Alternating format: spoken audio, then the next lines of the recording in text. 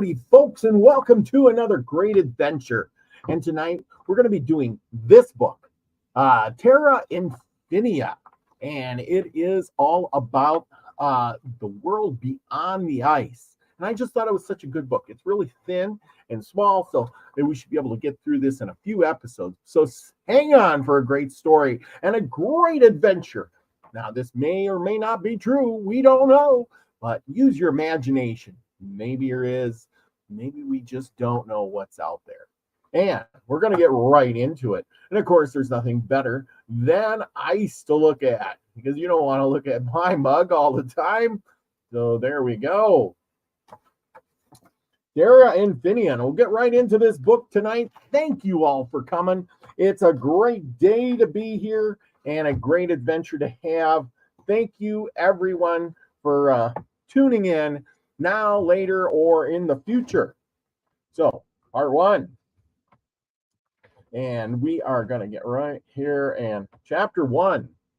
Helen, the woman who was born in the lands beyond the ice. 9:15 a.m. marked the clock. In this suffocating and sad gray room, my eyes barely opened, and they somehow tried to give me an overview of where I really was. I must admit that every day I find it more difficult to adapt to the world. My mind takes minutes to realize that I am back in the walled lands, where my ancestors have walked long ago. I found a rolled up newspaper on the door that said June 22nd. That's how I count the days here, each one faithful to their so pigeonholed grid, where it seems that nothing can get out of the script and the mundane script that they created for the forced partners of the abyss, dark and sinister, a humanity that seems to bleed day by day without realizing that it collides every day against the cruel reality that they let go a long time ago. All this has become something immovable. This cannot be called life. I thought to myself every time I visit the lands where my father was born, my grandparents, my ancestors, those who left their lives to see a free humanity. And I've found this. It hurts my heart to imagine the bones of my brother who must still be buried here in these lands, who died believing and fighting for everything to be different. Curious way of living, I thought, while turning on and off a small lamp next to an old bed. Here, without a doubt, there is a strange way of creating a false need for objects. This humanity seems to be paying for the sins of its past, having tried to be free.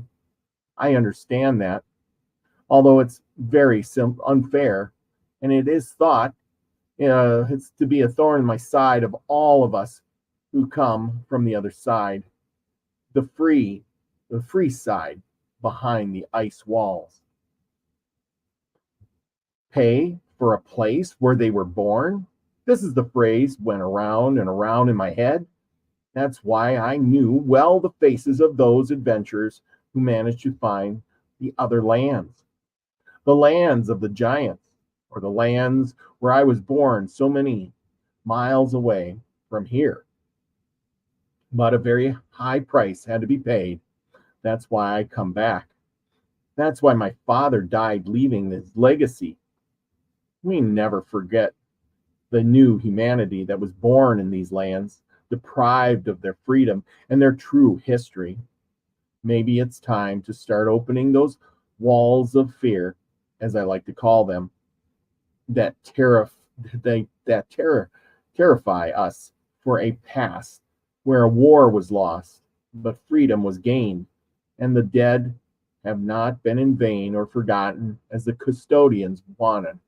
They buried a large part of human history and manipulated it. And worst of all is that they convinced them, and now many defend this history and the lands they inhabit. This world is very different and difficult place to survive, in addition to a high toxicity in what you breathe, eat, drink. There are also enough dangers that make it an unfriendly place, and for those who manage to escape with little desire to return. But as I always say in my heart, I have, I have these lands so rooted. When I walk through these lands, I reconnect with my past, with my dear father, William Morris, who swore to defend and rescue this new humanity from the parasitic hands of the custodians. Also, the amount of wars that were lived through the years and are still being lived in reality are disdainable. Now, how about they manipulate even in such basic way as putting different colors in imaginary limits or beliefs of all kinds to divide when you with that you can only generate that millions of people lose their lives, even many voluntarily, thinking they do it in a just cause. The only a just cause is freedom, and that freedom can only be achieved by tearing down the curtains around these lands. Lifting the veil comes in a high price, but it's always worth knowing the truth, even if it's the last thing I can write. How many innocent people have given their lives for this cause? Who does not want to know the true story of our past? In this book, I will try to bring clarity as much as possible on the subject of the known lands and the other worlds behind the ice walls. I will also try to leave detail of everything we know about the civilizations of each of these, also called planets, and a brief history of which we got to know thanks to the book of Shiki, the giant human, who gave my father the knowledge that nobody knows in this new humanity. Due to the great existing manipulation and strong conditioning that they exploit from childhood. The important thing is not only one person I have met who was really interested in listening to my story, even though I had not revealed my real name or where I had come from. We had been studying this new humanity for a long time. We would not trust this long investigation and information if we did not know that it will be delivered with all respect and in the way we want. Besides that, it takes urgency. We are not here to scare anyone, nor give dates of sarcasms or resets or restarts, but we are aware and understand that the situation of recent years is increasingly delicate. We understand that this process can be accelerated, and we are aware of the causes and the resulting effects. In case I did not introduce myself yet, my name is Helen Morris, daughter of the navigator William, and born in the lands that surely you do not know, almost 8,000 kilometers beyond the ice wall in the direction you know as south. Before I take you on a path of the Terra-Infinita and its history, you must understand that much of these texts will go in a line with what you have learned in this circle environment. I will also explain where this term comes from. Much of the history told here is possible for you to keep to yourself, and that this book can open up this cause. Much of the story still lives in you because you were also part of it in some way, only that you have been put to sleep, completely anesthetized to such an extent that living this life seems normal, a life that seems so based merely on robotic, repetitive actions. Very few are based on love and empathy, and division is every day easier, and for any reason, and for the big media take advantage of any of these weaknesses that have been exploited for a long time.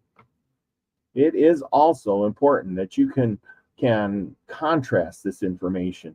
You should not believe anything about us, but you should question everything. what you have learned so far and what they will want to make you learn it by force. Always tries to surround yourself with people who not only deliver a message of empathy and love, but who really carry it forward and do generate any division. So do not be surprised if any of this sounds familiar. Embrace the ideas that you like the most. Embrace them tightly and always trust what you feel. What comes from your heart, your mind will try to manipulate and confuse. My father left these lands in times of war, and when I returned, I found it almost in the same situation as you will see. The security that one seeks in times of war is the same that generates them. In other words, there is no such security from any country or government or political party or any leader of any kind. It is only you humans against those who pull the strings from the dark, today called, well, custodians, the watchers, the caretakers, the corrupt brotherhood, the three protectors, the kunjas, the keenies, the energy absorbers, and I think I have heard many other names and terms. But we will stick with the first of them, although I usually call them the parasitic race. It fits them perfectly. They are here since almost the beginning of humanity, and whether we like it or not, they manage and have control of these lands today. Can anything be done against this? The simple answer, yes. But for what we have to go on into many points and find many of their weaknesses as well as their strengths, knowing the enemy is the best way to get to break free from their control or end up defeating them. Chapter 2, The Great Dome. And for that, we're going to switch pictures. How about that, people? The Great Dome. Before going into each of the worlds, it is necessary to make a caveat and clarify that the Great Dome means and what we mean when we mention it. The Great Dome, or also called the end of the known, is that which covers and encloses in some way all the other known worlds. Very few were able to see this end and even touch it. Can it really be touched? Moreover, it is said that some experiments were made to be able to cross it, but it is not possible. It is the terror of several colonizing civilizations that do not sleep peacefully, since any race from outside could take away from one day to the other the power that they maintain in a heretical pyramid that they themselves built during history. Another world that generates terror for them is called the Celestial Lands. But we will have time to detail these mysterious places that have a great relationship with the human being. In this great dome, there are 178 worlds, or circle environments, which in turn may have one or several domes that also enclose them with their different climates and civilizations. Penetrating these domes of each circle is not an easy task. As time went by, the techniques were perfected, and now there is a lot of technology to carry it out. But this was developed exclusively by colonizing races. Many other races explored surrounding these worlds, or simply the independent lands, ones lacking domes. These domes are almost impossible to cross via the air, and almost always another way is sought by land. But the most common that it can be done is through water, which is where they are more easily found, the way to open passages that can connect the inner and outer worlds, almost like two membranes in any cell, functioning as a barrier that can allow it to, at certain time, the passage. When you have greater control to be able to penetrate some Pacific domes, it can be done via air without much inconvenience. although it can be quite dangerous for reasons that we will see later. Much later, many portholes were found in several circle environments, connecting even several of the other worlds, and manipulation of these portholes was so great that many problems were caused, and some became unstable, making them have disappeared without knowing where they really went, or if this caused their matter to be disintegrated. Today, it is common to find beings in full development of portholes that can connect certain areas within the Great Dome without ever having to be able to penetrate it. We speak of the 178 worlds. We are not inferring to the independent lands that exist between worlds. These are lands that exist and were used by various races when they could go outside. In fact, it is said that these lands exist to avoid long distances that connect the worlds. It is venerably believed that these worlds were made to investigate them, and that all of us, in one way or another, are going to go outside to look for our freedom, to know other races, and to be able to enter someday in what we can be found in the celestial lands, as well as behind the Great Dome. Chapter 3. We're whizzing right through this book. Chapter 3. The Land of the Custodians. Their beginning is unclear and full of questions. Oh, wait a minute. Wait a minute. The parasitic race, as we believe, indicated in the first chapter, are beings that are based their technology on attack and defense weapons, using their potential in the discovery and colonization and exploitation of other lands, as well as beings they can find. Their beginning is unclear and full of questions. There are theories among the giants that it is said that the custodial race was attacked by some other race that did not even come from this Great Dome, and that they emerged with the locals to create a great force that later gave origin to the custodians. This would explain the reason for their great development over other races that are still in their infancy trying to survive within the circle. The custodians, it is said, were first to leave their world and advance on their way to others, with great destructive and colonizing power, having reached each of the worlds and tried to explore around the known end of the worlds. While they have been defeated on at least two known occasions by two completely different races, it is certain that they are also vengeful, and that if they have not yet been tried again, they soon will. The custodians, as the only race, were the ones who attempted to enter the celestial lands, that very little is known. And these lands are the most mysterious of all known worlds, and while all or almost all the races existing today are aware of this place, very few dare to want to penetrate it. The story goes that humanity, in a way, comes from these lands, and that each of the humans have the source or life energy, also called the soul, that comes from these lands.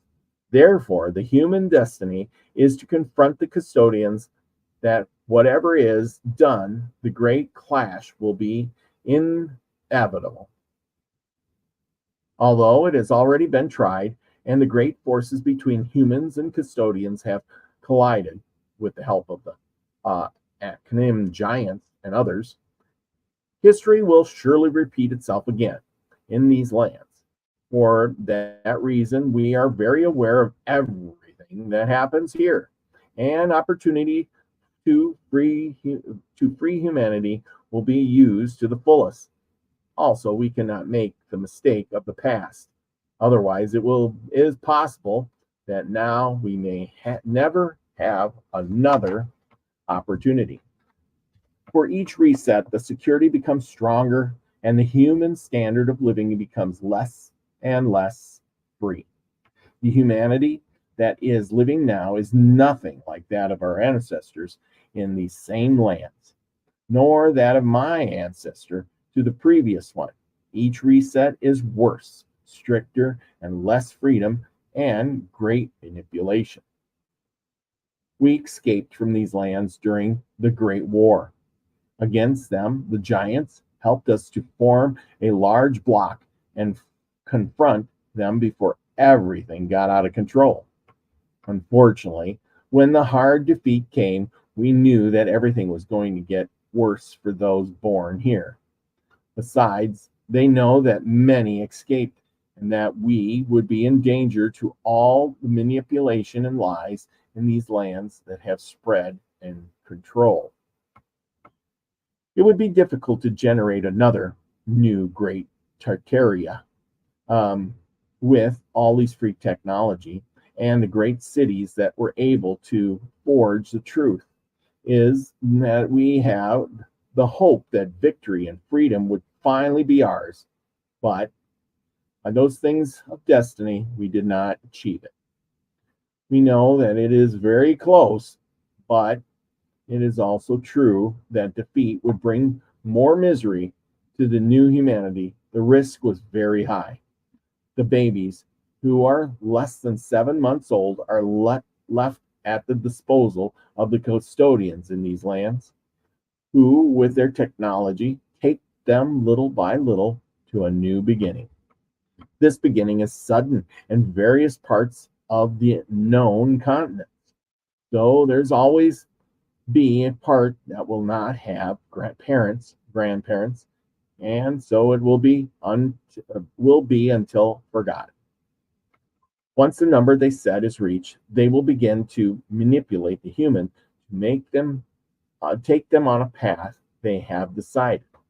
The vestiges of this past life will be intermingled as their own, even if the human of that time cannot reproduce or nor have the necessary tools.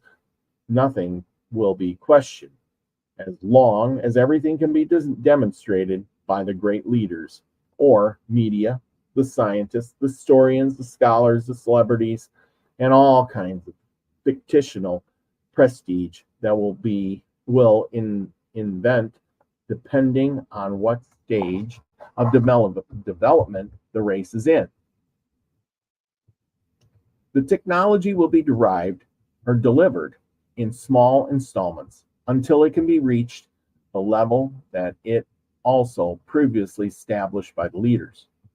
The custodians are arrogant beings who detest the human beings.